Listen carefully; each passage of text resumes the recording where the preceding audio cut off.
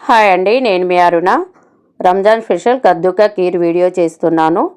First time చేసే వాళ్ళు కూడా చాలా ఈజీగా చేసుకోవచ్చు. ఈ కద్దుకా కీర్ ఎక్కువ ఫంక్షన్లో చేస్తూ ఉంటారండి. సమ్మర్లో అయితే చాలామంది కద్దుకా కీర్ అనేది ఫంక్షన్లో పెడుతూ ఉంటారు.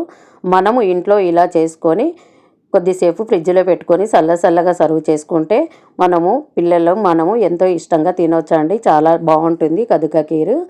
ఇది చాలా ఈజీగా కూడా చేసుకోవచ్చు. ప్యాన్ హీట్ అయ్యాక ఇందులో నెయ్యి వేసుకొని మనకు ఇంట్లో ఉన్న డ్రై ఫ్రూట్స్ని వేసుకొని ఫ్రై చేసుకోవచ్చండి. ఉంటే అవి నేనైతే కాజు, పిస్తా, బాదము, వాల్నట్స్, కిస్మిస్ వేసుకొని ఫ్రై చేసుకుంటున్నానండి. ఫ్రై చేసిన డ్రై ఫ్రూట్స్ అన్నిటినీ ఒక ప్లేట్లోకి తీసుకోవాలి. ఇప్పుడు ఒక సొరకాయ తీసుకొని మనకు ఎంత సొరకాయ చేసుకోవాలనుకుంటే అంత చేసుకోవచ్చండి. నేనైతే హాఫ్ సొరకాయని మాత్రమే చేస్తున్నాను. సొరకాయ అనేది లేతగా ఉండాలి. పీలర్తో చెక్కు తీసిన తర్వాత దీన్ని కొబ్బరి తురిమే దాంతో తురుముకోవాలండి. ఇలా తురుమును స్ట్రైనర్ ద్వారా స్ట్రెయిన్ చేసుకున్నట్టయితే వాటర్ అనేది వస్తుంది. ఈ వాటర్ను తీసి పడేయాలండి. వాటర్ లేకుండా చేసి ఇప్పుడు ఈ తురుమును అదే నెయ్యిలో వేసుకొని ఫ్రై చేసుకోవాలి. మీడియం ఫ్లేమ్లో పెట్టుకొని మాడకుండా ఫ్రై చేసుకోవాలండి. ఇప్పుడు ఇది కొద్దిసేపు ఉడికిన తర్వాత ముందే నానబెట్టిన సాబ్దాను కూడా వేసుకోవాలి. నేను 2 స్పూన్ల సాబ్దాను ఒక 1 అవర్ ముందు నానబెట్టుకున్నానండి.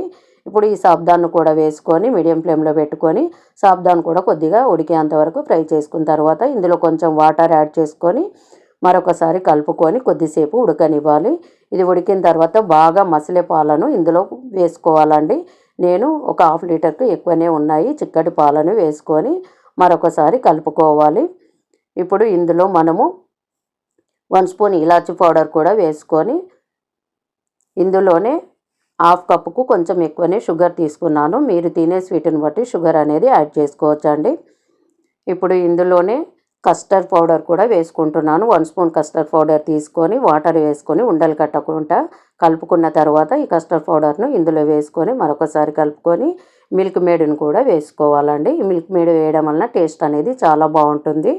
సేమ్ ఐస్ క్రీమ్ తిన్న టేస్ట్ అనేది వస్తుందండి. ఇప్పుడు ఇందులో ఫుడ్ కలర్ వేసుకుంటున్నాను. గ్రీన్ కలర్ మీకు ఇష్టం ఉంటే వేసుకోవచ్చు, లేదంటే స్కిప్ చేయొచ్చు. అందరూ ఈ వీడియోను చూస్తున్నారు కానీ ప్లీజ్ మీకు నచ్చినట్టయితే ఒక లైక్, సబ్స్క్రైబ్ చేయండి.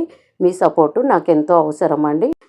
చల్లగా సర్వ్ చేసుకుంటే ఎంతో బాగుంటుంది. దీన్ని ఒక 10 నిమిషాలు ఫ్రిడ్జ్లో పెట్టి సర్వ్ చేసుకున్నట్టయితే ఎంతో టేస్ట్గా ఉన్న కద్దుకా కీర్ రెడీ అయిపోయింది. మీరు కూడా ట్రై చేసి మీకు ఎలా వచ్చిందో కామెంట్ చేయండి. Thank you.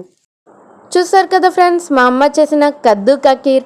మీరు కూడా ట్రై చేసి ఎలా ఉందో చెప్పండి. Please like, share, comment and subscribe. Thank you for watching.